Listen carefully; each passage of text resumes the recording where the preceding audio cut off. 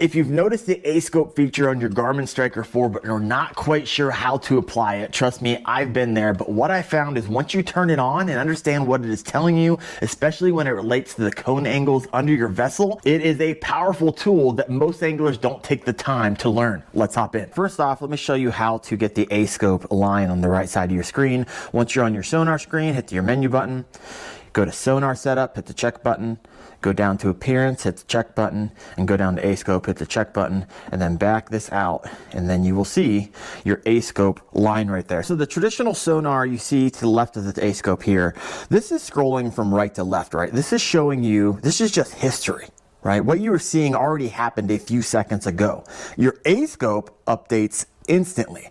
It shows you what's happening right now. There's no delay, there's no scrolling. So think of it like this, 2D sonar is a replay, and A-scope is the live feed, right? It shows you the strength and position of your sonar returns in real time, not the history. That's why A-scope is so powerful. So is A-scope really just a flasher? And the short answer is yes, conceptually it is. A-scope works just like that traditional flasher, but instead of a circular dial, it's displayed as a vertical bar on your screen. So if you're familiar with a flasher, right? A-scope and a flasher, they show real-time sonar. They update instantly. They display signal strength, right? Brighter or thicker equals that stronger return. And they let you watch your lure and fish interact live. The difference, however, it's how it's used. A flasher is a standalone screen. The A-scope is built directly into your 2D sonar view, so you get live feedback and history at the same time. No screen switching. So this is how A-scope actually works, right? That vertical bar represents the entire water column under your transducer. The top, of course, is the surface, the bottom is the bottom depth, and the brighter or thicker returns is the stronger sonar hits. So if a fish swims through your cone right now, you can see it right there. It shows up on A-scope, often before it clearly paints on your 2D sonar as the classic arch. So this is where it shines, that real-time fish detection, right? Something moves under your vessel, A-scope shows it immediately. Also, you're confirming fish versus structure. The stronger returns, like a lot of people use them to find the bottom hugging fish down here. And then, of course, vertical fishing precision, right? Jigging, dropshotting, spooning. A-scope lets you watch that interaction live. So now what I want you to understand is the cone angle and how it relates to the A-scope. So let's connect the cone angle to what A-scope is actually showing you, because A-scope only sees what's inside of your sonar cone, and we have to fully understand what that is. The Garmin Striker 4 right here uses CHIRP sonar, right? And the cone width really depends on which mode or frequency you are running.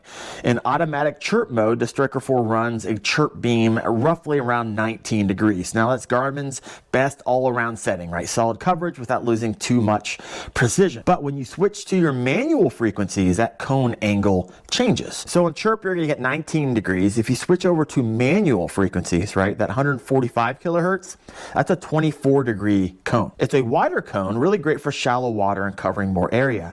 Then if you switch it to the 77 kilohertz manually, that's a 45-degree cone. It's a very wide cone, right? Really great for deep water and finding more targets, but really less precise.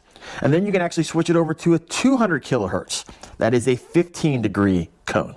It's narrow, really ideal for vertical fishing, maybe higher speeds, and that clean separation. Now let's talk about why cone angles changes how A-scope really behaves. Because here's the key idea. This A-scope right here, this is real-time sonar from inside your cone.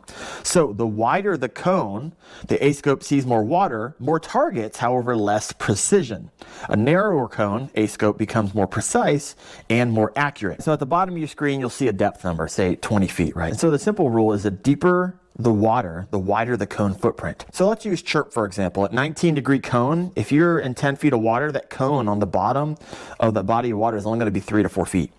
At 20 feet, it's going to be 6 to 8 feet wide. At 30 feet, it's going to be 10 foot wide. So when A-scope shows return, that fish is somewhere inside of that cone, right? Not necessarily dead center under your vessel. So if you're getting a signal return that's really high up in the water column, it's going to be more precise, right? Because you're working with a cone. You're going to know it's in a shorter distance.